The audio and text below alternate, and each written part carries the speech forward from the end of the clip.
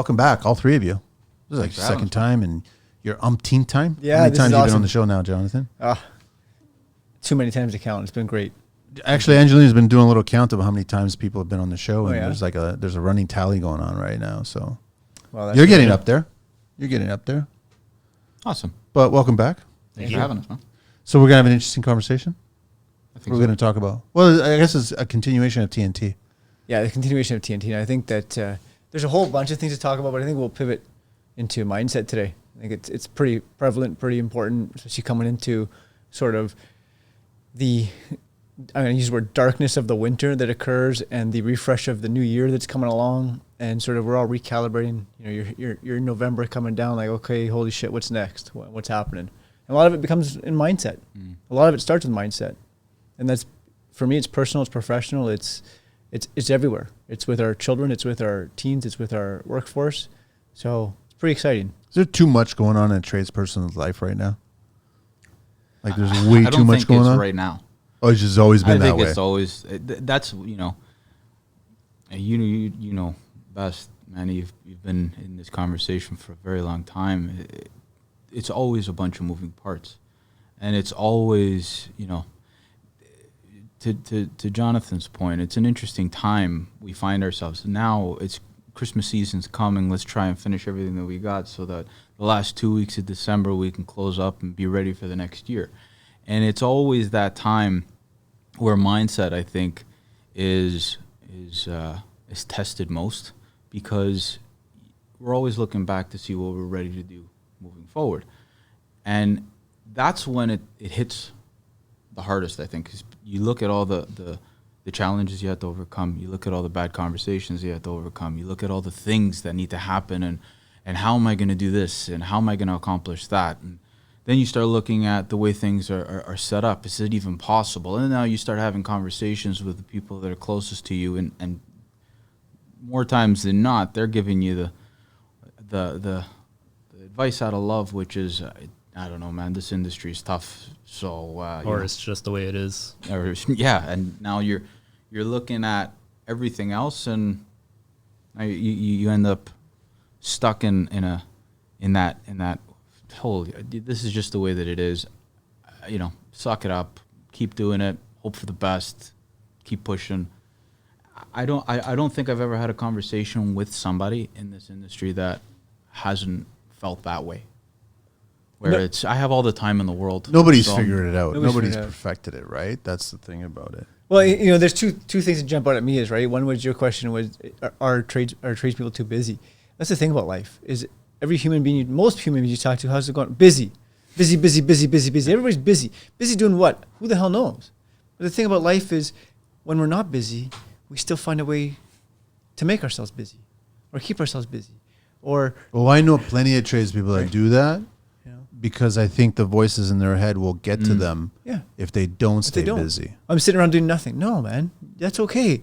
Sometimes you need to just chill for a moment. Let me, hang on, we're getting way ahead of ourselves. Please introduce yourselves, because some people might not who you are. It's not, some people don't know who I am, but Jonathan, and just whatever deets you want to share.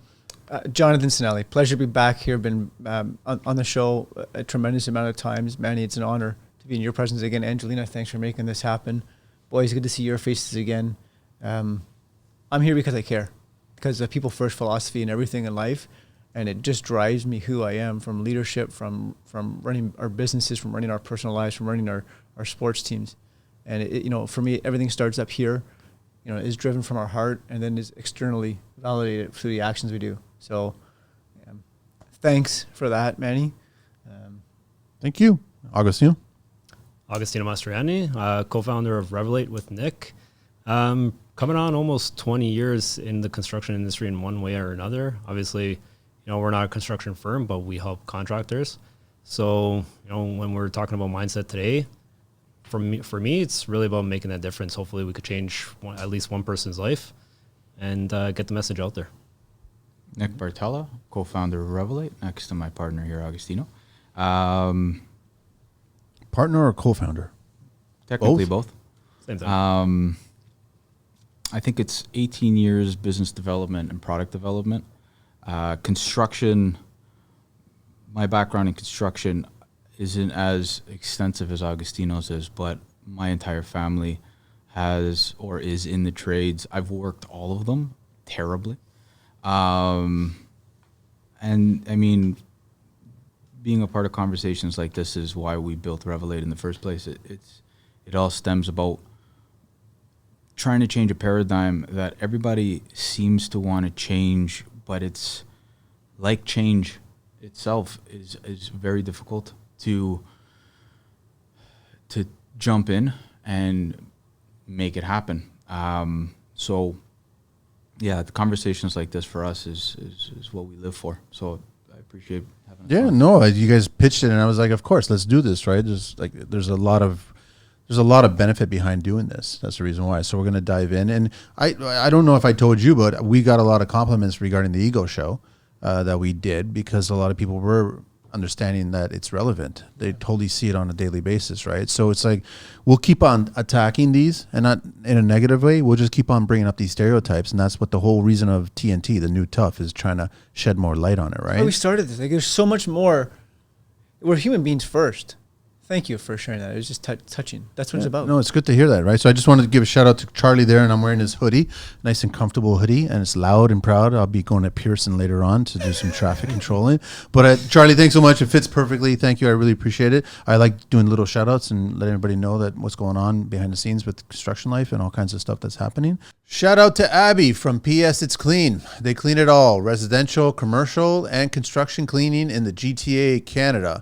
They can be reached at 905-897-3664. Check them out on IG at PS It's Clean. Unleash your voice on the Construction Life podcast community. Are you passionate about the world of construction, trades, and all things building related? The Construction Life podcast wants to hear from you. Leave us a review, share your thoughts, insights, and experiences on your favorite podcast channel. Your review fuels our mission to create engaging and informative content for the construction community. Your feedback is a mortar that holds our podcast together. So share your thoughts, rate us, and let the construction community know why The Construction Life is your go-to podcast. Visit our website and check out the over 400 tradespeople and construction professionals listed on our site. Check out www.theconstructionlife.com for additional content, behind-the-scenes exclusives, and valuable resources. Dive deeper into the construction world with articles, guest profiles, and more. Follow us on social at TCL_The Construction Life. Subscribe to our video channels on YouTube and Rumble. Check out our Linktree and find exclusive discounts for listeners. The link is in the IG bio. Join the conversation on Facebook, the Construction Life community. And but let's get back to the show now, and let's just get right into it. My first thought with you guys on mindset, I'm guilty of this too, where it's like, leave me alone. I'm in my groove. I'm on the job site. I just want to work. A mechanic, I just want to work on the engine. Like a service person, I just want to work on the problem and solve it. It's almost like you don't want to get in that person's way. So I guess there's maybe two ways that you can look at the tradesperson and their mindset, where they just might be driven and want to achieve the task, but the other one is doing it to suppress what's really going on in their lives. You guys thinking that? Yeah. So, I mean, the first thing that jumps out at me is, cool, I got it. Hey, man, he wants to work. Leave him alone. He's in that rhythm. He's in that float. Let him work. Fine for a day. Maybe at some point in time, we really want to dig in. That's a good point. It's the self-awareness. It's a short period of time. Hey man, you want to get in the flow. It's why we mitigate our distractions. Shut your phones off. Do this. Like, we talk about that. Mitigate the distractions. Get the tasks done. Cool. So leave him alone. But if that becomes a reoccurring habit, then I'm going to start to, the antennas are going to go off and go, yes, what's really going on there? Is he distracting? Is he disconnecting from reality for a reason? And let me become curious about that human being so I can check in. You know, it's interesting. That's an interesting thought from our perspective. What we see is that very thing, which leads to what the fuck happened. I don't know if I could swear on here, of course, but I'm going to. What happened over the last 3 months? Because to your point, it's, I have a job that I need to do, without which all of this is a non-starter. So this is where I'm going to focus my attention. But unfortunately, there's so many moving parts that need care for, that if you don't have the support, if you didn't know that the support even existed, that there are ways to do it without taking on all of it Because that's the other problem. It's I'm going to take it all on. Whether it's nobody's going to help me, whether it's that mindset of this is the way that it is, whether it's, I've tried to delegate work, but nobody cares as much as I do. And I don't want them to fuck it up, so I'm going to do it anyway. And then what happens is, we all only have, a good 8-10 hour working day. 10 is pushing it. But in this industry, it's only 10 hours. It's what it is, so I'm going to do it. And then 3 months go by, you've worked 70 hours a week for the last 3 months, and you're exhausted, and you don't know why. So now you're looking for other reasons to come up with why you feel the way that you do. But it's because you haven't worked out what you should be spending your time on, that energy, and what you shouldn't be spending your time on and your energy. And it is so commonplace. Burnout is unbelievable in this industry because that's just the way that it is. That, we talk, Agostino and I talk about this constantly. It's that constant narrative of that's just the way that it is. There's no other way around it. And that is, it's unsustainable. It's impractical. It doesn't matter. You could be the hardest working person on the planet. If you aren't directing that energy into the right places. We talked about a few people that you've had on recently. They've figured out where they should be spending their time, and everything else, they're figuring out another way. Otherwise, burnout and failure is coming. It's true. I'm just trying to figure out, and I'm going to point the finger at tradesmen, because I always say tradespeople on the show, but I think tradesmen in general, they leave the passion part of their skill. And I want to ask you, gentlemen, what are some of the things that contribute to leaving that passion part, and then they self-sabotage themselves to go down this path where I'm just going to stay focused on what I'm good at to distract me from what's really going on in my life? So are we talking about separation in a relationship or a marriage? Are we talking about a loss of a loved one? Are we talking about, I guess, financial distress going on with payments or what have you? Are we talking about a physical injury? Like, are we just, there's a bunch of these things going on, and that's what's contributing to their self-sabotaging mindset of, I'm just going to work, leave me alone, don't talk to me? You know what? The first thing that comes to mind for me, like I spoke to a young kid recently, and this was, I think he was 20, 21 years old. He actually had a good head on his shoulders. Started thinking of progressing his career more than what you typically see, and was trying to give him some guidance on progressing his career, what to think about, what to look for, and when trying to get down into like why he's doing things, he was in a good groove. And for me, it was actually interesting, maybe my optimism kind of pulling out when we're talking about grooves. I was thinking, all right, you're in a good groove, you're moving forward, but if it's about masking some of the shit that's happening around, that's a fine line. Yeah, it's another perspective, right? So, he was thinking of progressing his career, getting licensed in different areas, like fire alarm, because he was in the electrical industry. But then I was asking him, why do you want to progress? Why do you want to advance your career? Why do you want to do this? Why do you want to make more money? Kind of getting down to what's going on in the personal life. Are you doing that for your family? Are you doing that for yourself? So just almost opening somebody's eyes. Sometimes you need to hear that and really think retrospectively, like, am I getting into this groove to mask all that shit, or am I doing it for a better purpose? How many do you guys think tradespeople know their purpose behind their trade? Oh, like what percentage do you think? Less than half? More than half? I think they're just into it because, hey, I need a paycheck. Or because they're great craftsmen and they're like, you know what? That too, yeah. Hey, I'm really good at this craft. I'm going to continue to do it. But the craft goes from being a hobby to a business real quick, depending on your skill level. Of course. And then once the business starts to consume you, then that's when life starts to drop a bunch of bombs on you. That's right. And then that's where the mindset starts to shift now. So that's why I'm just trying to get away. Like, okay, we got to let go of the craft. It's a passion. It's a hobby. People telling you in the back of your head, hey, you're really good at that. You should make this into a business. You should turn it into a business. But you're not a business person. But you won't know how to struggle with certain things that are happening in a business or in a personal life. And then you definitely can't speak to your significant other or your family or your friends because they can't relate to what you're going through. I think there's another element to that, Manny. It's not only that. it's also the ones that you can speak to, typically, have that mindset that makes it even more challenging to overcome the natural challenges with doing that very thing, starting a business, getting it going. The friction you're going to have to tolerate for however long you're going to tolerate driving in new business, finding new business, establishing a reputation, building a crew, building infrastructure, supporting infrastructure, reestablishing infrastructure, then reestablishing teams, training them, building a culture.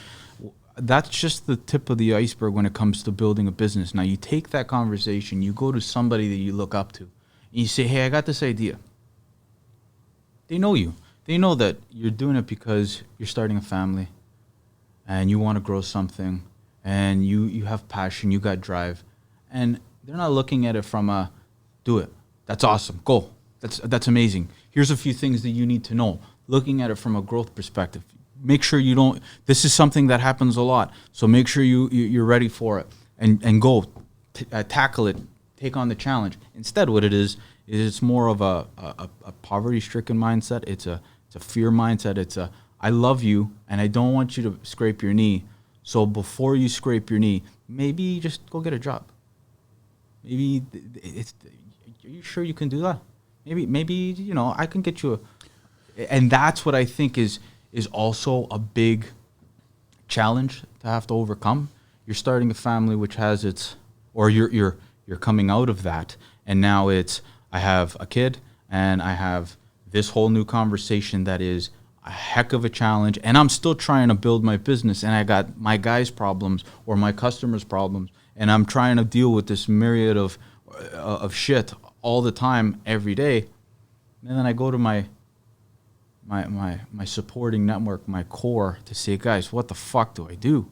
And the answer is typical because they all have the same mindset, which is, I don't fucking know, man. It's just the way that it is. I think I want to make a suggestion to people that are listening. I think those tradespeople that are probably going through this, and first of all, I do want to say that you shouldn't be wishing for an easy tradesperson's life.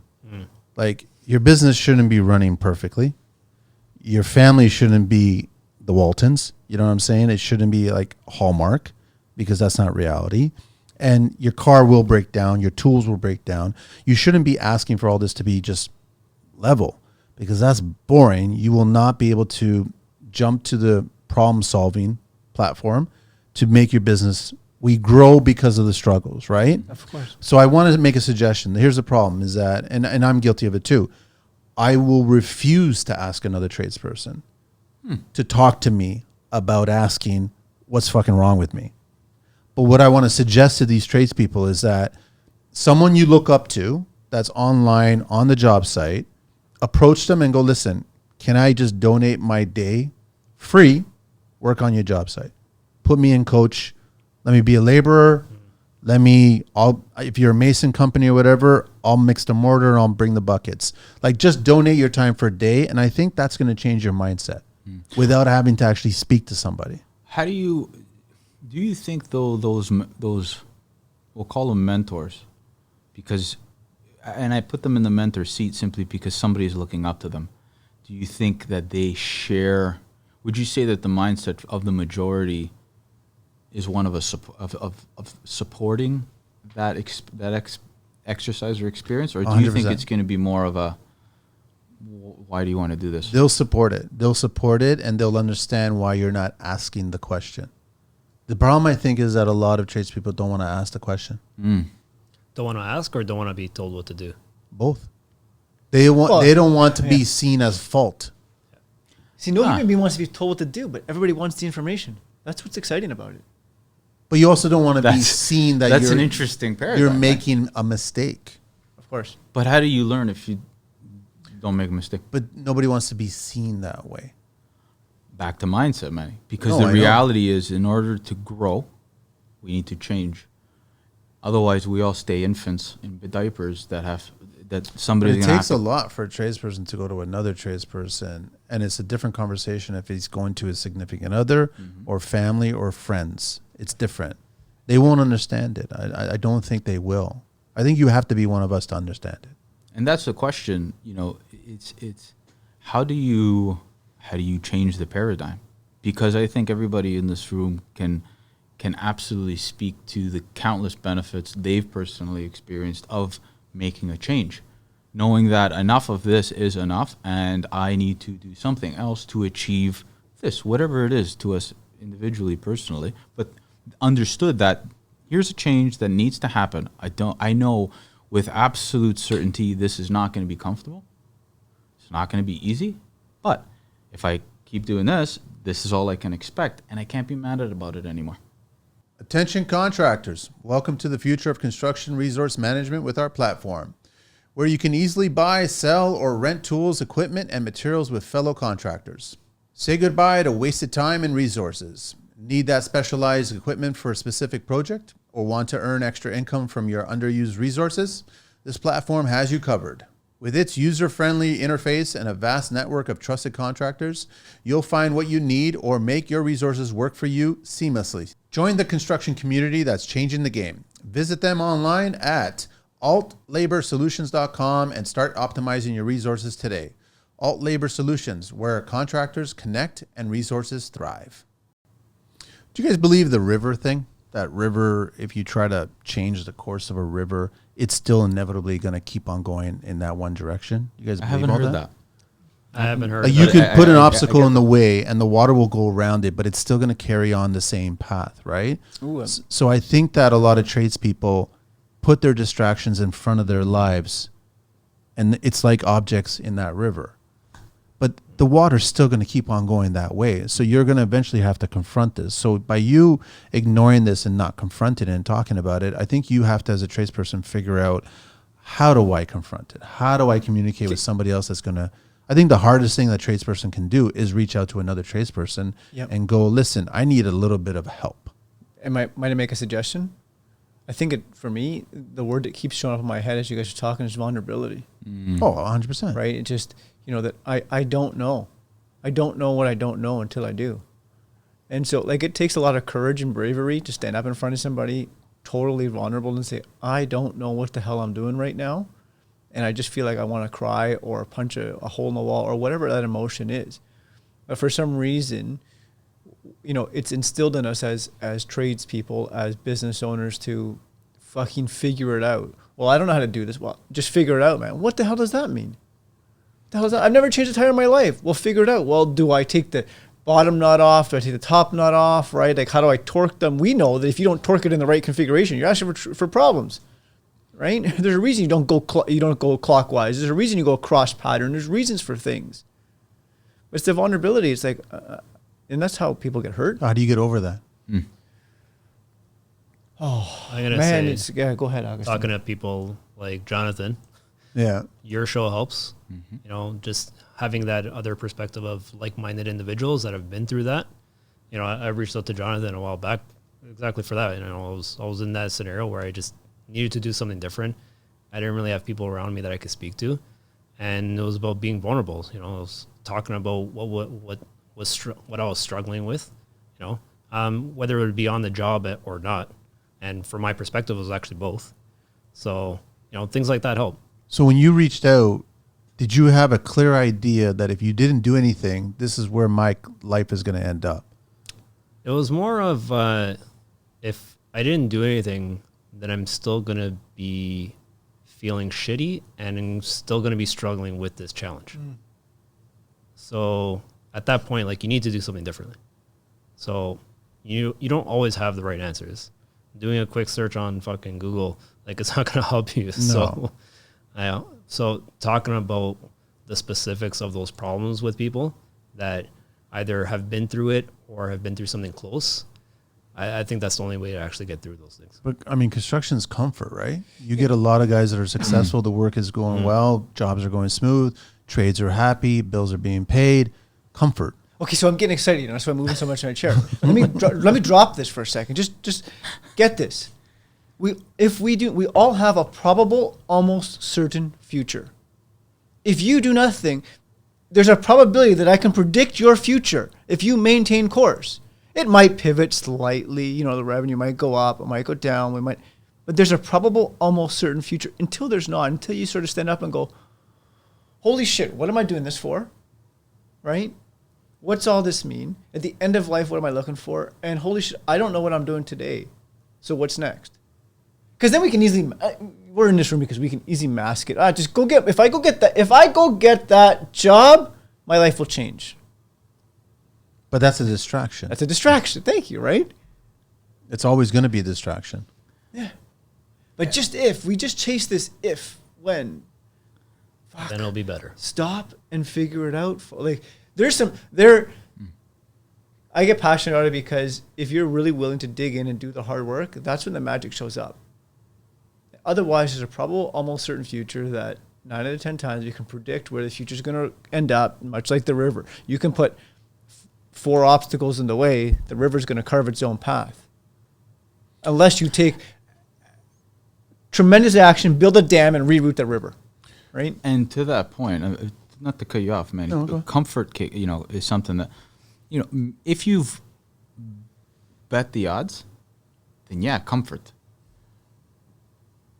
But this industry has a failure rate like no other industry. I think it's within worse the than first restaurant? 10 years. It's pretty damn. I think the only thing that skewed the rates in the entertainment and restaurant industry is COVID. Yeah. Because they got a shit kicking for the last few years. They're still recovering. Whereas construction didn't stop through that period entirely, right? So for those companies that are trying to beat the statistics, which is a 10-year run, by the way, and we're talking about, I think the number is 75% close their doors in the first 10 years. If you make it, this is the other shit part. If after 10 years you make it, there's still failure statistics. Wow. It's not, I made it, we're credible, we've built a reputation, we've built an infrastructure, now let's go and now we're comfortable. It's, I've made it, and I still got to look over my shoulder to make sure that I have everything in order. So it still goes back to that mindset. Because if you're not constantly looking at progress, if you're not constantly looking at better, if you're not constantly understanding that if you don't evolve, the other thing happens, that other thing is quite probable. And now to every other problem, because we know that life isn't it doesn't fall on a straight line. If it did, then we'd all be in a very different place right now, probably sipping something cold, enjoying each other's company, and watching, the waves coming. But right now, we're all trying to figure it out and have a conversation around why this change is so necessary. All of that, knowing that life doesn't fall on a straight line, you add the other variables that we're talking about, like family, personal ambition, then the conversations that you have that with your family in regards to that personal ambition. Maybe my wife or my husband or my significant other, they don't agree with that. So now I got to prove it to them. But you're last on that list. And now add all of that together, right? It's, if you don't have the courage to say, I need help, because I don't think it's simply a function of I need to speak to another tradesperson or I need to speak to a mentor. These are all valid things that I think we need to get past the expectation of I should be able to deal with this alone. You shouldn't be. You shouldn't do that. That's the last thing that you should do. You should understand that there's a brotherhood and a sisterhood that's there to help you, right? Do you guys ride?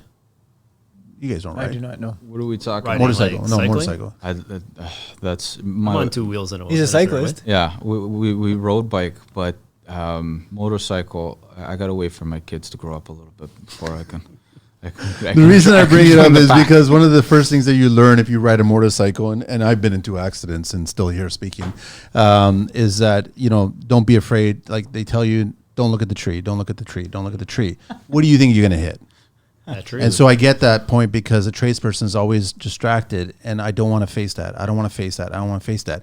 It's going to happen, whether you're facing it a month from now, a year from now, 10 years down the line, after you've lost your family, lost your business, lost your all this shit. It's just like there's a way to ride, and I've never hit a tree, but there's a way to ride without hitting a tree. And I think it's just confronting at that point. And it makes me think that I think the majority of tradespeople have a list of negative things going on in their life that's greater than always positive things that's going on in their life. Yeah. And they've always start with the negative when they wake up in the morning, and they always try to address the positive.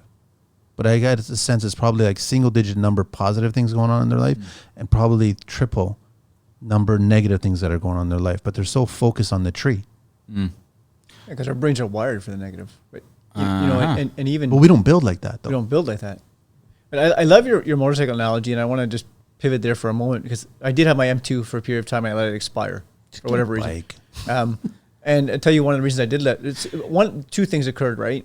When he was taking the course at Humber, the instructor would very vividly say, it's not a matter of if you drop your bike, it's when. Oh, it's when. And when you drop your bike. And the first time I got on my bike, on a bike, which was my cousin Anthony's actually, I was doing a low speed maneuver. It was a CBR 600. I think it was an RR actually. And I was doing low, and it tipped. And it fell, and I was just like, that was it for me. All it was pulled into a parking lot, turned, and it fell. And we talk about mindset. That was it for me, right? That was a trigger to say, fuck. You either get back up on a bike or you don't. I got back up and brought it back. You know, I'm freaking out, like, holy shit, I just dropped your bike, right? And it was amazing because the adrenaline you had so much adrenaline just like popped that bike back up and I got back and I'm freaking out, right? Anthony, just drop your bike. He looks at me and goes, are you okay? Yeah. Right? And then we pivot past it. And this is the mindset that we get into. Something occurs in life and I dropped the bike. The story I made that mean behind all that was I'm never getting back on this thing, and that's debilitating. I know, but we have injuries on job sites. I think everybody at this table, I don't know except for Angelina, has never been in a vehicular accident, right? I'm going to put a dent into this table. So. I'm just saying, I'm not encouraging people to do that, but it's just like that shit happens. Yeah. And I think the shit happens and gets worse if you keep distracting yourself. And that's what contractors, tradespeople are really good at. They're really good at distracting themselves. Staying focused on the task at hand. I'm going to achieve this. I'm going to pull it off. I'm going to get the next job. But then they're last on the list. They're last on the list. But listen, man, you need to be building you. Maybe one day a week is building you, dealing with you.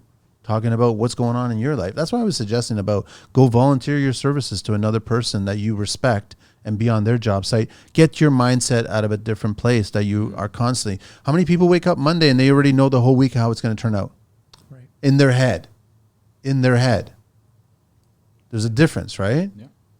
And how often does it go to plan? Never. You heard that all the time. Like, we think about the worst far more than the real happens. Yep. That happens to everybody. Yeah, the saying, the only constant in life is change. Yeah. This is what we need to become. And I think the centralizing focus is that. It's being comfortable with change, understanding that uncomfortable is of benefit when it's of value, of purpose. If you're trying to build something and that's the most important because everything else is working, well, understand the change involved with that. If everything else, if that's working and everything else around that isn't working, understand where your focus needs to be. The other thing I think, again, is something that we all struggle with is where we spend our time daily.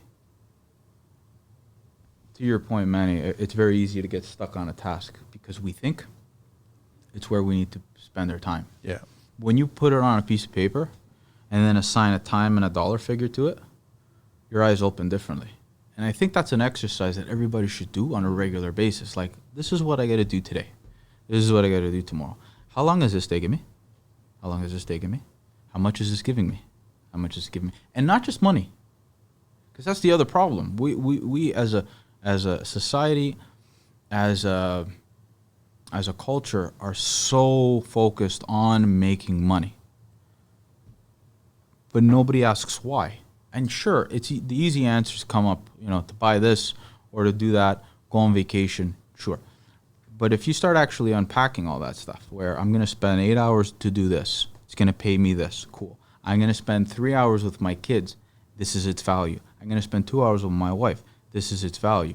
Or on the adverse scenario, whereas I'm going to spend 10 hours at work, 30 minutes with my kids, and 10 minutes with my wife, and their respective values. Because at the end of the day, that's not going to last very long. You might have all the money in the world. And if you're okay spending it by yourself, go nuts.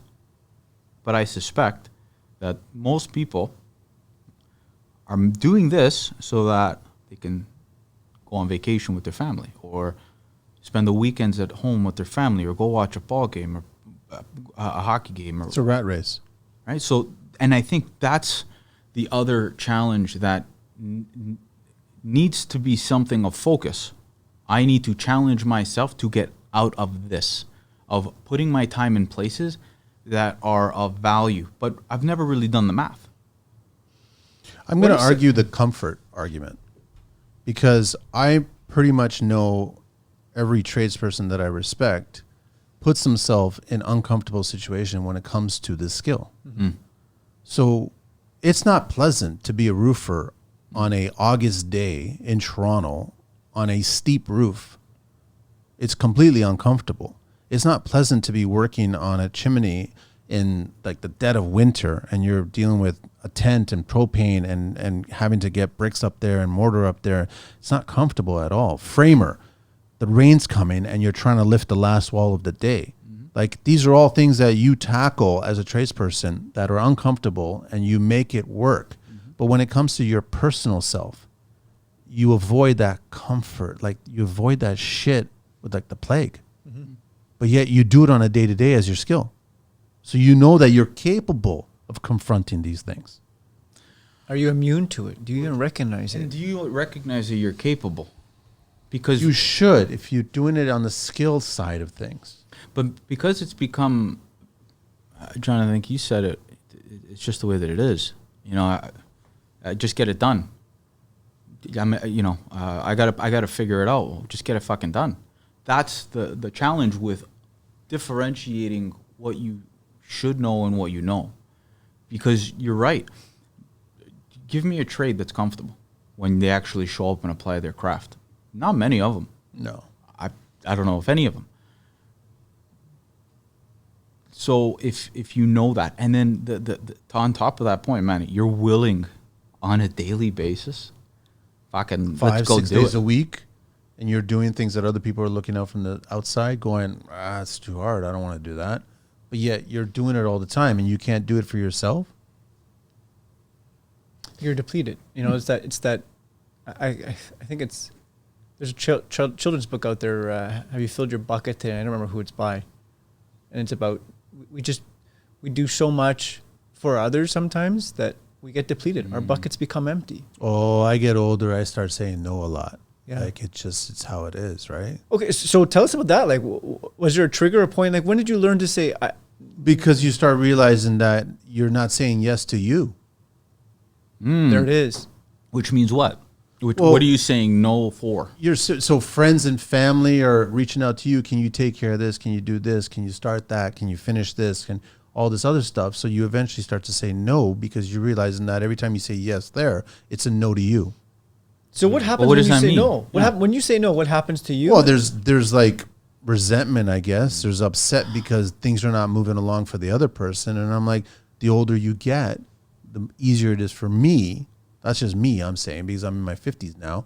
I can say no, and I'm like, I didn't run over your puppy. I'm like, I don't feel bad about it, but I'm going to start saying yes more to me. I love that. I'm just picking and choosing certain people, and we all know this. You get older, But that's what, yeah. your circle becomes smaller and smaller. And like, I don't speak to certain people now that I've always spoken to for probably 20 years, and now they're not a part of my day-to-day environment. So you start realizing you've got 1 or 2 or maybe 3 friends, and that's the extent of your circle. So people come out of the woodwork, pun intended, and they say, can you do this? Can you do that? That's where I went back to, was it on mic or off mic, where certain tradespeople keep themselves busy because of the voices in their head. They'll go crazy if they're not staying busy, but they're saying yes to everything. So what shifted for you as you started to say no? I had more time for myself. Beautiful. And then you started realizing, well, there's other things that I want to do. Like there's a clock. From the time you're born, there's a clock. Mm-hmm. Like that's just simple as like the day you're born is one day closer to your death. That's as simple as it gets, right? And then as you get older, more things are taken away from you than given to you. So you cross 50, you start realizing that you're going to hear about people passing away. Someone passed away, this happened, that happened, they lost that. You're going to have those conversations happening. I never understood that as I was younger and I was visiting family. And then that's the first conversation bite that would happen in the family get together. Did you hear so-and-so passed away? Oh, gosh. Did you hear so-and-so is going through this right now? Then you start realizing, stop saying yes and start saying yes to you and no to them, not being a dick about it. I'm just saying that you start realizing you only have so much more time left, right? This is cool. Attention contractors. Alt Labor Solutions is your secret weapon to boost your projects to the next level. Why handle labor shortages on your own when you can get connected with contractors who are ready to contribute to your success? With Alt Labor Solutions, finding additional labor for your project has never been easier. They are growing a network of qualified contractors waiting to temporarily assist your team. Stop struggling with understaffed projects and visit them at altlaborsolutions.com and discover the power of collaborative success today. Alt Labor Solutions, your answer to meeting deadlines. Can I ask you another question? And guys, thank you. But this is so interesting. And I'm not being interviewed here. Look, Yeah, I wanted to no, slide it out. well, this is like, all right. So how have you learned to? There's guilt that comes with the word no, right? We apply guilt on ourselves. Yeah. So tell us about that, right? Like, what shifted for you? Thank you for being so. There's open and no honest about guilt. this. There's no guilt. I look at it I like, think sorry? I was going to say, I think some people could see it as guilt because they don't sometimes realize that helping yourself also helps them. Like, Right. Bingo. I know that you're into eating healthy. So imagine, you don't take care of your own body. Can you What's do going these to happen? podcasts and actually help Exactly. people out there? What if I get sick? Yeah. I've thought that thought's come across my head. It's like, what if I get sick and there's like 3 shows to book one day? Then you got to figure out how you're going to pull that off, right? But I look at it more like there's so much more shit that I want to do. And if I don't take care of myself, I won't get to do those things. You don't want to be at the end of your life and have that list of things that you should have done. That's it, right? So you've done a time audit, personal time audit. Somewhat. You're like, you know what? This is what I do It with my changes day. every time, right? I only have this much energy to do what I need to do, and then this is what I want to do. I imagine you do more of what you need to do, less of what you want to do, and you're working towards increasing that time. Now you start to see that on top of all that, there are people and elements and things that start taking your attention away from the things that you need to do and the things that you want to do. The whole reason, in the beginning, in the early years of Revalate and our other companies, the desire to just go get a regular job, that was every day. Every day, wake up, shut up, go get a job, or shut up and keep pushing. Go get a job, or shut up and keep pushing. And what helped me push through it, and focus on the discomfort, and understand the benefit of the change, and understand why I'm putting my time there, is something that you brought up. That I look at my family, I look at the people that were close to me. I was raised by my grandparents, and watching what life does and what it turns into or could turn into at an age where all you're doing now is looking backwards. That's it. That's what life becomes. It doesn't become, what are we doing today? It becomes, did you hear about this? Or remember that? Or this is how we used to do it. And it immediately terrified me into, there's no question of what needs to happen. Because if I got to your time analogy, if whatever that time is, if I'm standing at the end of it and I look back and it's, oh fuck, I should have did that, I failed. Think about your construction career. Think about what you built the first year, or think about the project that you worked on to get you that first client. Like, think about what your mindset was like then, and what kind of a person you were then. And why aren't you that person now? It's a great point that you bring up, Nick. It's like, I think at some point with all this distraction, you stop creating memories. Now it's just punching your clock. So it's ironic that you started a job, a business, entrepreneur, because you didn't want to be punching the clock, but now you're just punching the clock because you're distracted and you don't have the focus of the mindset of what you got you into this business and built your brand.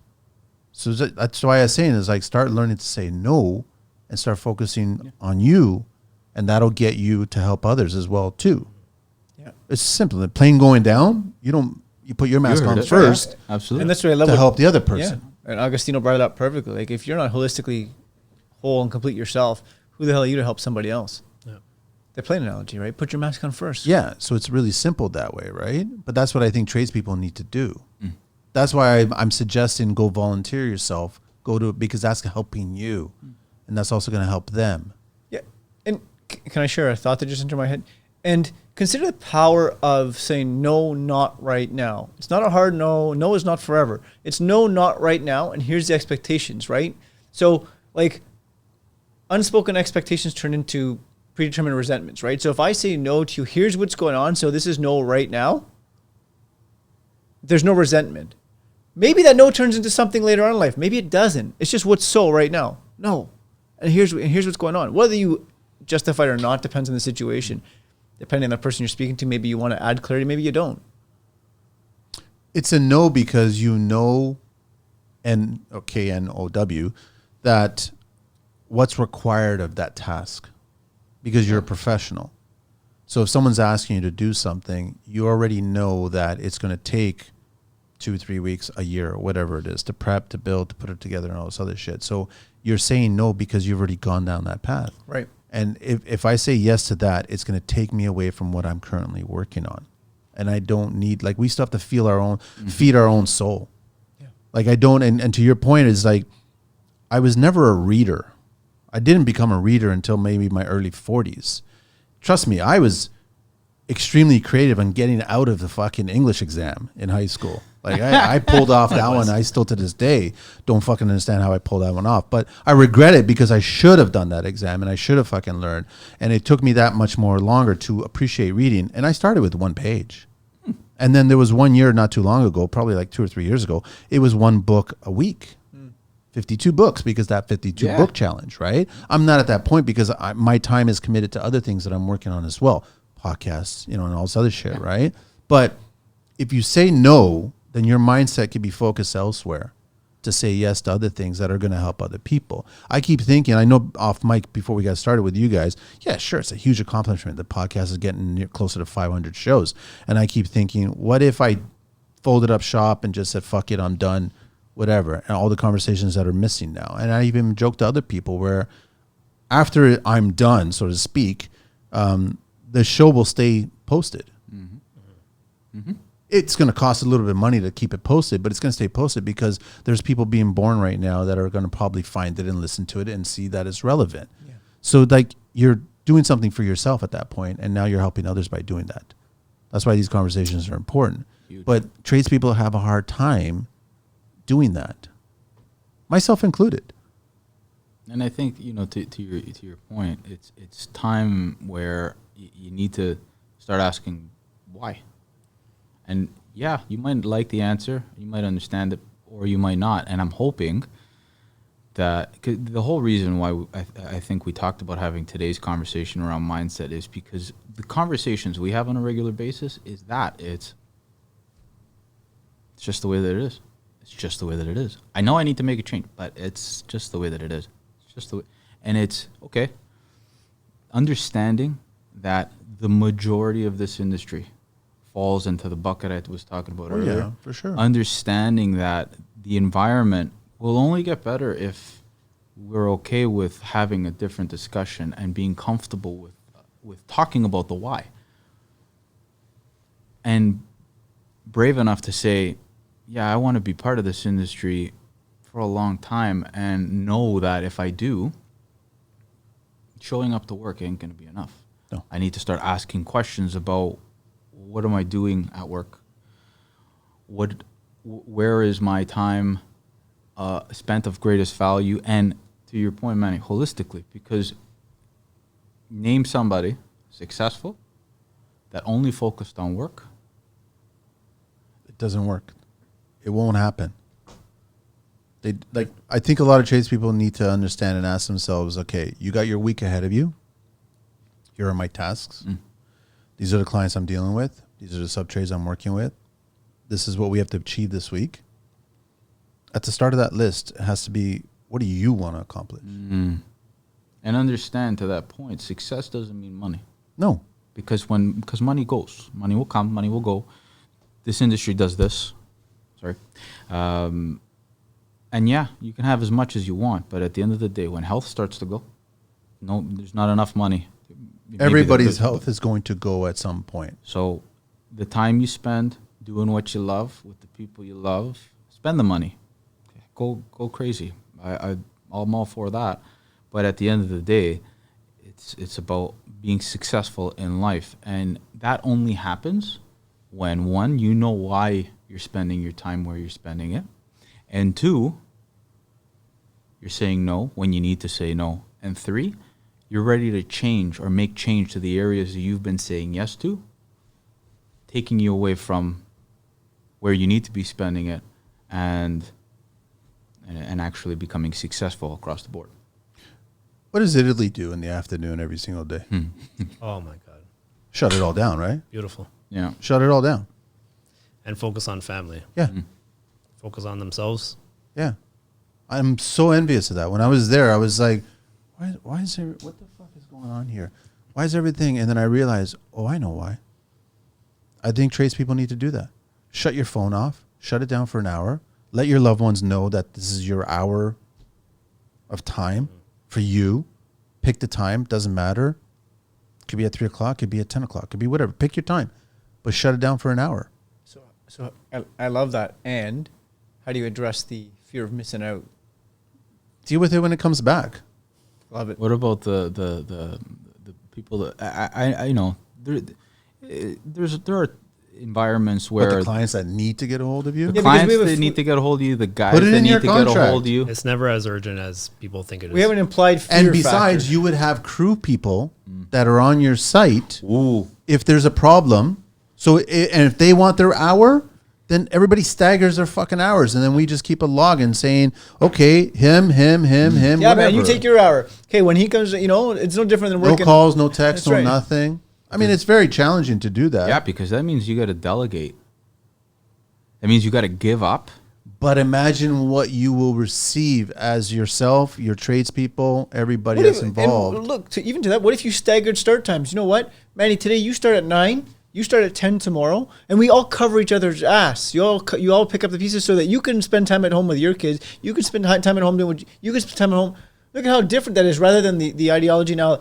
This jerk doesn't show up at 7 o'clock every day. Yeah, because maybe he's got something to take care of. And But don't waste that time. don't waste that time. Correct. So you need to figure out, and that's part of your challenge now, because we do this really well as tradespeople. We figure out how to coordinate suppliers, stuff that's going on, the job site, who's installing what's happening today. Like now, don't waste that time. And then Figure their out own what you life want to do. crumbles. Sorry? They're so good at coordinating everything else, but then they leave their own life to crumble. But then take that time to figure out what else do I want to do. Take that skill and apply it everywhere. What if it's like you want to learn an instrument, a guitar, whatever? Just go to your truck, go to your van, go whatever, and go practice. I don't give a shit what it is. Figure out what it is. you talking Learn about how to reading? ride a motorcycle. I don't give a shit. You talked about reading one Yeah. page a day, whatever it was. Well, in 1 hour, you can get more than one page in I know, there, right? but like start. The point is start somewhere. Listen to a podcast of whatever you want, something different. I don't know, it's just something. But at least you're disconnected, and now your mindset's on a different path now. Isn't that the objective here? Correct. Push comfort a little bit. Yeah. You don't have to jump off a cliff. Sure, See maybe people the fly. first one you come back, and it's going to be a bunch of texts waiting for you for a response, right? But as soon as you tell the crew and tell everybody, this is my time, piss off, right? Then they'll I understand. found that it. you don't even have to tell people. I don't think so. I used to do You were that gone? too. Well, so, when I moved from being in the field to a project manager, my hours went from waking up and being on site from 6 to 7 to now 9.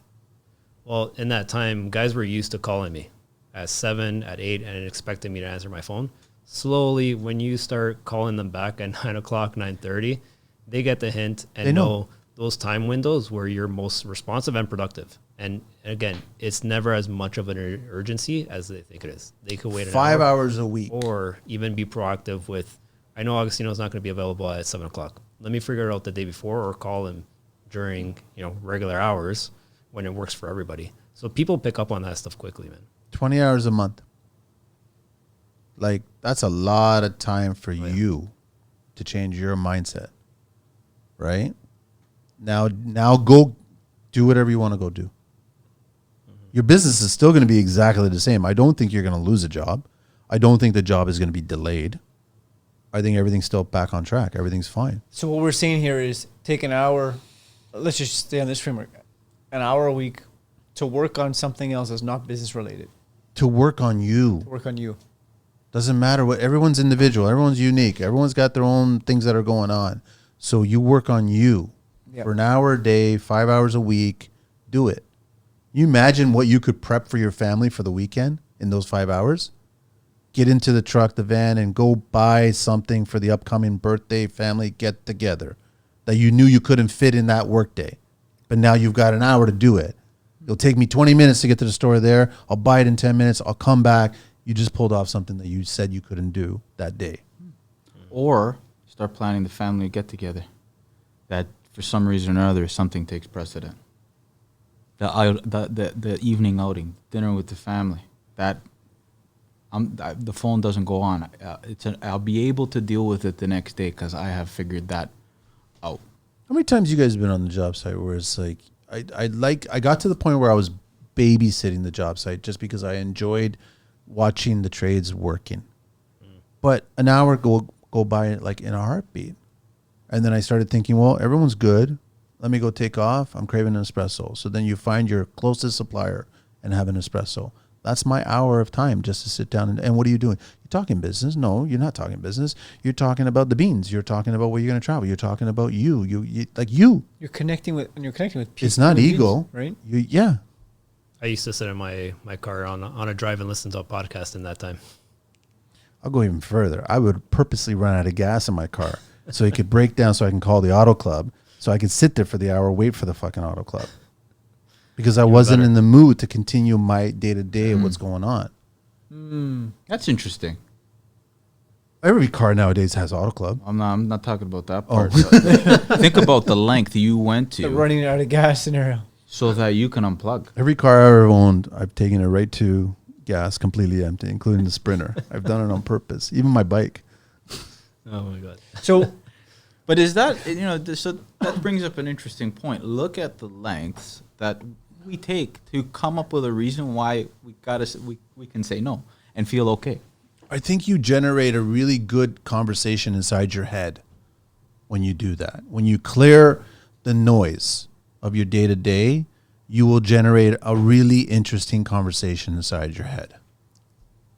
So what do you think is a couple of triggers that people can clear the noise? Because maybe they don't even know that what they're experiencing. I think when you're overwhelmed, and I think that's like signals of like, let's say chest tightness, like you're just stressed and anxiety is just filling up and the phone is constantly going, emails are constantly being. I think the first thing that everyone should do is shut off all notifications. Bingo. Yep. Like it was weird. I think, where was I recently? I think it happened downtown just this morning because I unfortunately was in the core stuck at downtown. And I heard a phone bing, like the notification. And I go, that's not mine because all of my shit is off. So I knew right off the bat it's not mine. So I think right off the bat, just shut off all your notifications. To your point, I think that it's also helpful to consider, for the guys and gals that are still growing, it's there's just as much pressure of keeping your phone in front of you for the next job. Oh, we're glued to it. Right? Yeah. So it's that is important.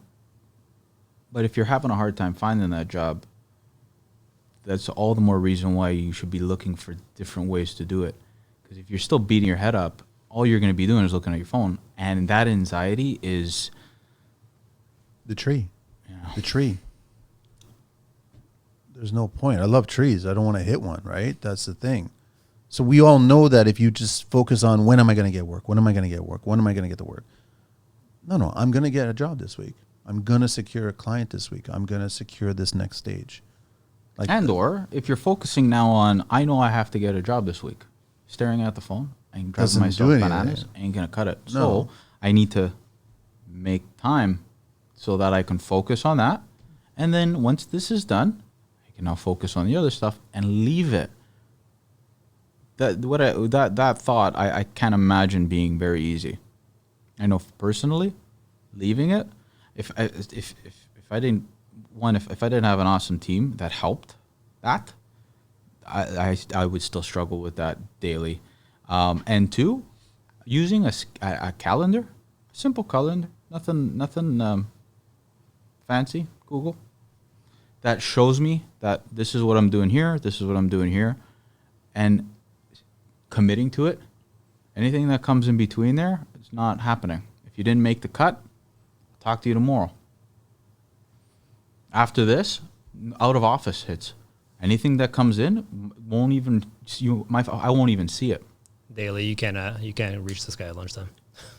When was the last time you guys turned your phone off? Yesterday. A couple hours ago, like airplane mode. How often do you think tradespeople turn their phones off? Very infrequently. If ever.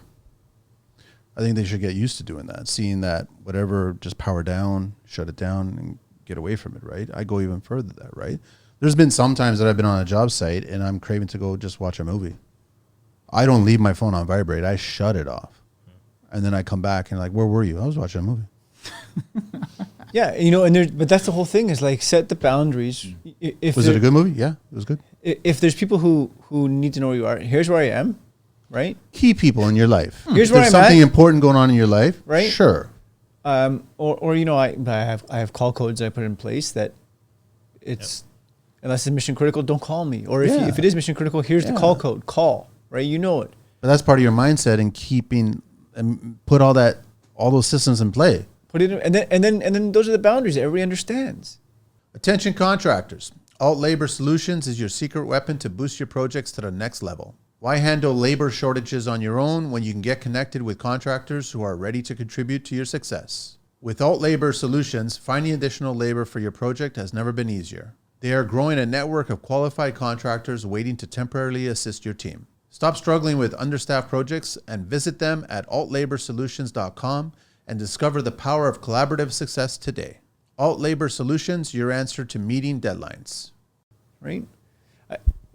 To your point, I want to go back to something you said because I think that we might be leaving something that's sort of untouched. If people, for the professionals out there that you talked about getting work.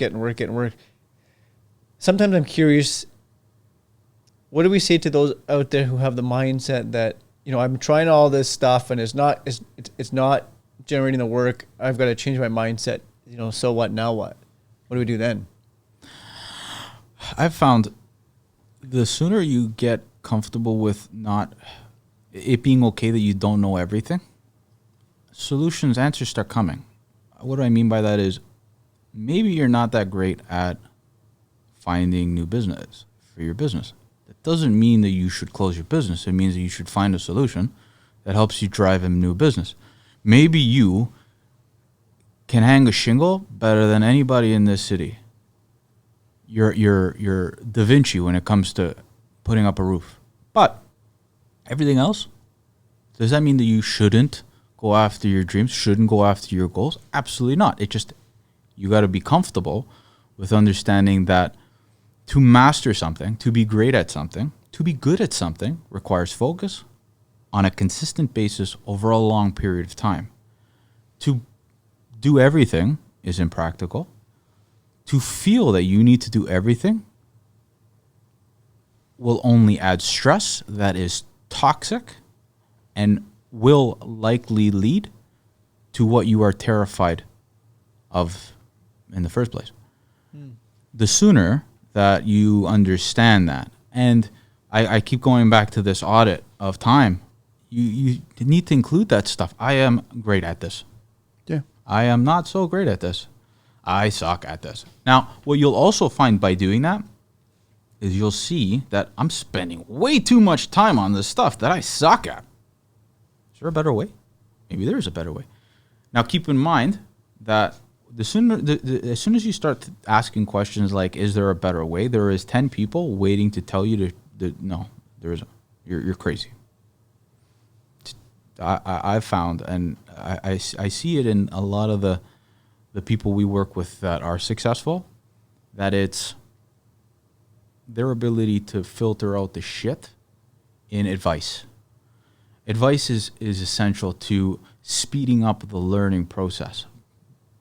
But as important of speeding up the learning process is the advice you take in and act on, the advice you discard for what it is. And that's a skill that everybody needs to master in order to excel regardless of the industry, the part of life. Marriage advice, that is, Instagram is full of it. Okay? But it's very easy to take advice and run with it, as opposed to take advice, sit with it, and try and make sure that it holds the value specific to the outcome you're trying to achieve. To your point, Jonathan, if we get bogged down by trying to tackle everything, I think successful tradespeople are the ones that realize where their faults lie and hire people to fill those faults. Yeah. That's as simple as that. I haven't seen it the other way around. You can keep on being a one-person shop, but you're only contributing to the failure of your business. We've heard a lot of, and I asked this question because it's genuinely something upsetting. How do you help people overcome the I can't trust anybody? Or, do you have to first try it. You have to understand it. I think you need to acknowledge that you're not good at the business side or this specific trade or that skill set. You have to first acknowledge that these are my strengths, these are my weaknesses, and then you have to start considering who can I hire to fill those voids. My point, though, man, is maybe they've tried. So they're going to keep on trying again. But that's listen to you people who have kids, man. Like, dude, if the kid falls down after they're trying to walk, and do you just say, forget it, don't worry, you're going to be crawling for the rest of your life? It doesn't work that way. So as a tradesperson, you hired somebody, it didn't work out. Surprise, surprise, join the club. Yeah. Every contractor ever that started a business has hired the wrong person and it didn't work out, and it cost them money and it cost them time. So that was life lesson taught. Yep. Absorb it, move on, hire somebody else. Happen again, hire somebody else. Happen again, you will eventually find somebody. So in other words, make sure they're listening to this podcast. Yeah, just keep on going. Because I think they need more of that. Everybody's been knocked down. It is part of the gig. But it helps getting back up when you know that there are people that are trying to do what you're doing, that are doing what you're doing, and have experienced what you've experienced and have overcome it. Because there are those times, I'm sure everybody in this room would agree, that you just feel like I'm not going to overcome this one. Oh, that's every day. Right? Simple. And having that lifeline of, no, you will. Just keep going. Just keep thinking about the past and what you have gone through and what you have overcome, or what positive things you took on and achieved it and then moved on to the next. And just think about it. Everyone keeps creating memories. Yep. When we're younger, we're constantly creating memories about accomplishments or events or things that happen in our lives. But then you get to a certain point where I guess you're distracted so much in your work that it's consuming you that you forget to create memories, and you forget that you have achieved certain things. Yeah, like to that point, I think what everybody can kind of relate to, for me, it was electrical. That moment that you get your license, right? Yeah. Whatever trade it is, instantly you have that overwhelming feeling like you have to know everything. You got to be this master across all disciplines. Well, why is it different when you start your own company? Why are you expected to know and be skilled at all these different areas? Like, you learn along the way, you learn from others, you talk to people. Like, you have to grow and embrace that change. And hiring new people or working with new people is also going to educate you. Yeah. Because you're not, this is a stigma with tradespeople. They all think that they figured out the game properly. They have the best version of it. That's bullshit.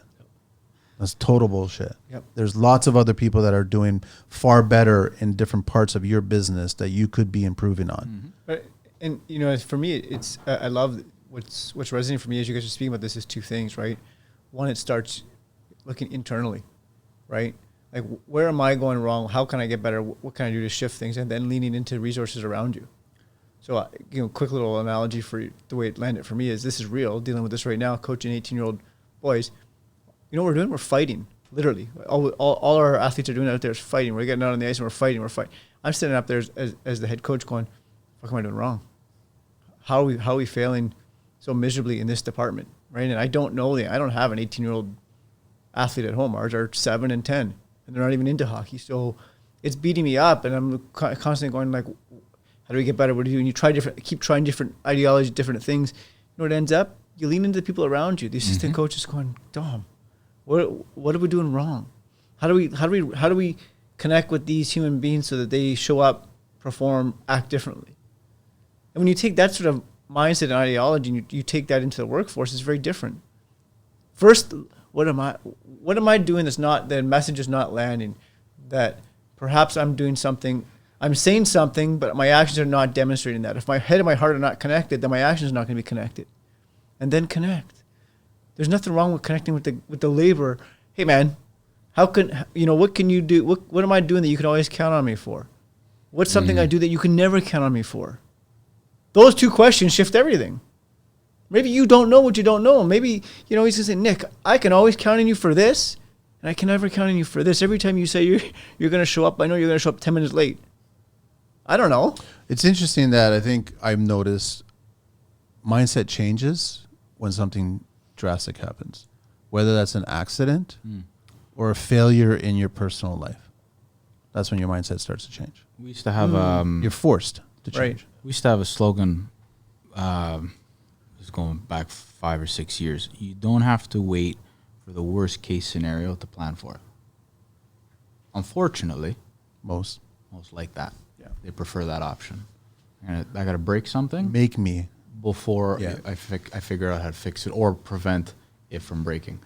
And I think it goes back to the culture. I think that this industry would benefit from looking at it from a unification of an outcome, understanding that everybody works in this industry because of what they do, because of the change they bring to this planet through the products and skills they possess.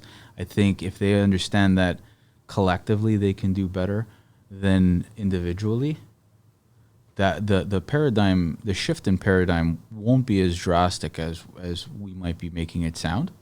But it has to start from that conversation. It's, you're not the first. Mm-hmm. You won't be the last. But guess what? The value you add to this is huge. So just worry about that value. Let everybody else do that. And now you start working together. You start collaborating. To go back to your point, Jonathan, the greatest athletes, the greatest performers all seek out somebody else who has the map. Yeah. They don't beat themselves up in an arena trying to figure out how to make the perfect shot by themselves. They get their coach. The coach stands next to them and says, hey, this is what you did great. This sucked. This is what we're going to practice. And it doesn't stop there. Now they take that and they go over it and over it and over it with courage.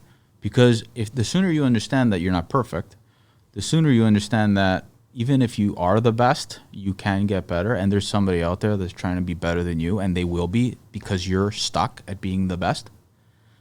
The more you focus on what can I do better, the more you put people around you that are going to have that conversation. And it's coming from a place of we all need to get better. Mm-hmm. Otherwise, it's going to go the other way. Now progress can actually start. The industry that everybody is trying to be a part of is going to be one that is now exciting to be a part of. You're not worrying about people nickel and dime. You're not worried about people taking your business because you're working at it collectively, because everybody's on the same page. Everybody's working towards progress, towards a common goal, being a part of something that can be great. I think these are the fireside chats that everybody should be having. It's, I'm doing this great. Could I be better? But don't tradespeople do that for their business? Do they? I think the good ones try to do that. I think that the moment you start thinking that we're good, we're on top, everything's running well, is the beginning of the end. Mm-hmm. But nobody does it for themselves personally at all. They don't even start the climb of building their business better for themselves personally. Correct. Right? But I see tradespeople try to evolve. Like there's ideas that I've come up with, and I'm like, great, it's a wonderful idea. Take it, whatever. Move on, come up with the next idea. Come on. You're coming up with these other ideas for challenges. What level did you find yourself in where, were you able to do that from the beginning all the way? Did you hit a particular pinnacle in your career where now you started looking around to say, well, I've done what I think I needed to do to get here. Now I've hit a particular plateau and I need to evolve. Like at what level of business did you find yourself in where you could use or started thinking with that creativity cap, that evolving It was mindset? early on. It was early on where I quickly realized that I didn't have the patience to deal with the clients that weren't going to appreciate the skill that was being presented. So I chose a different path, right? I wasn't full tilt going. I could have went down this road and just focused on that and building that business, but I didn't want to. I wanted to be more of a voice, right? So I went down this other path instead. Did it take you long? I quickly realized that. That's awesome. It wasn't it wasn't the 10 years of construction. All of a sudden, no, I'm done with this. No, it's not that. It was I already knew that because I kept on getting that resistance. So you were paying attention to something along the way. Oh yeah, because they're asking you for ideas. You present ideas, then you achieve ideas. Then they ask you for other ideas, and you present ideas and you achieve ideas. But then you always had friction regarding costs. So I was like, I can't deal with these costs, right? So if you've got a good skill set, there should be a dollar value attached to it. So the missing link would have been finding the clientele that would be respectful to pay for that. And I didn't want to fight that battle. So you were looking for the things that needed change and made them. Well, in construction, I'm constantly looking at stuff that should be better improved. I think that whatever's achieved today, it can still be improved tomorrow. Doesn't matter how good it is today. I think it could be improved tomorrow. That's construction. We're the best at doing that. I mean, is Canada the best for that? I don't think so. Is the U.S.? No, I don't think so. I think other countries are handling that a lot better than we are, but we can be better. But then you get certain tradespeople that are just thinking, well, they have this mindset where they stay and they're level, work is good, everybody's being fed, everything's fine. But you're not. You as a person, you're not. You're so focused on making sure everybody else is doing well, but you're forgetting about you. That's why I came up with the no. Simple as that. Yeah. I mean, we've talked about it. How many times do you get messages from guys who decades in business and they're abundantly successful optically. Yeah. And then it's like, I'm done, or I'm exhausted, or whatever that framework is. Right? Because everybody's out. If you're in construction, it's happening to you. Of course. Right. But I think that if you could start, I mean, look at your own personal and business life and just realize what isn't really working, and just try to think of how you were when things were going well, when you were starting your business and you're climbing it and you're coming up with ideas and you came up with the first business card, the first website, the first everything, and you saw the growth, right? And you were getting hungry too, because now you saw the challenges. Mm-hmm. But now what's going on there? Something's missing there. You've gotten stagnant at that point. It's almost like they're comfortable being uncomfortable. Yeah. So I think you need to take that hour and just start realizing that there's something going on with you now. Yeah, so can a thought bubble into my brain. I want to leave a takeaway for folks out there, because I love what you're talking about. It's as simple as what you're talking about. 2 columns. What's working? Write down everything in your life that's working. On the other side of the page, what's not working. And I'm talking like even the shit you don't want to talk about. My relationship, with my children are not here. My relationship with my dog is here. Yeah. Everything. And this is like an asset management. Now we see it. There's something different when your eyes and your brain connect that.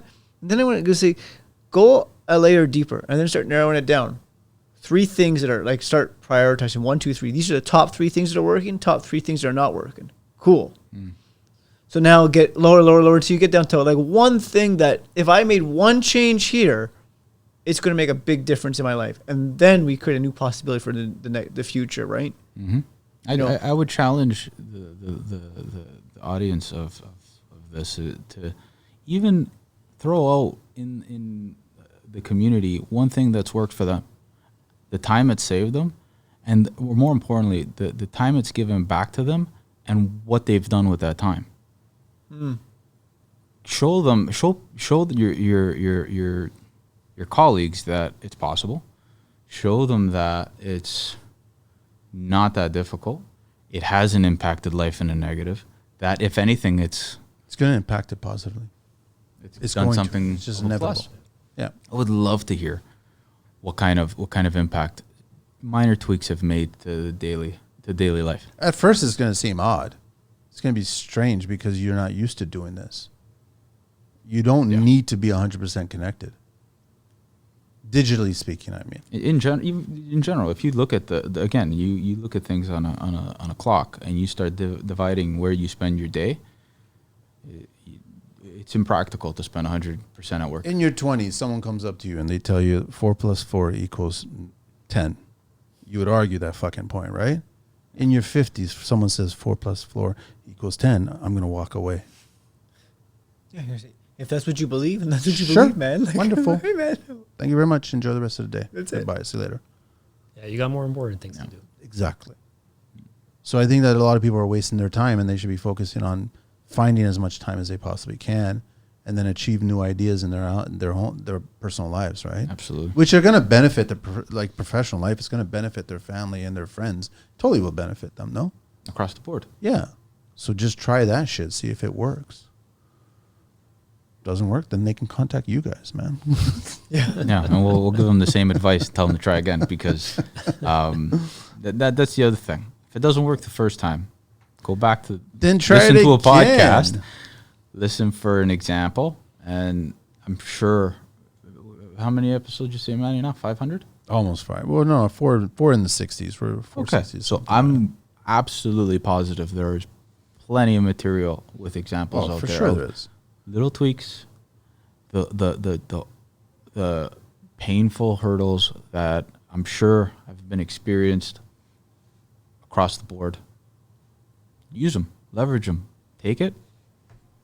There's always a lesson in everything, right? Absolutely. Good or bad. But you got to do the work, folks, right? There's no red or blue pill right now that's going to change the world. You got to do the work. You got to dig in. Yeah, right? it's tough. Yeah, You got to dig in. but that's the fun of it. You know, it's you can look at anything you've ever done. If you just sat there and hoped that it was going to happen, those few times it might have clicked that way, but did it really last? Was it what it turned out to be, or was it those that when you built a bike, had no idea how to do it, but you figured it out, or your first job where you built something with your own 2 hands, walking in on site thinking, what the fuck am I going to do today? Let's hope this works out. And then at the end of the day or at the end of the week, you look and you're like, I built something. Holy fuck. That didn't happen by itself. Nope. And it took a lot of little change. I use this word again, a lot of little change daily to produce that end result that you can now look back and be proud of. And that's just the way that it is. Just imagine what you can do if you spend that time and focus on new energies at that point, and then your mindset will change.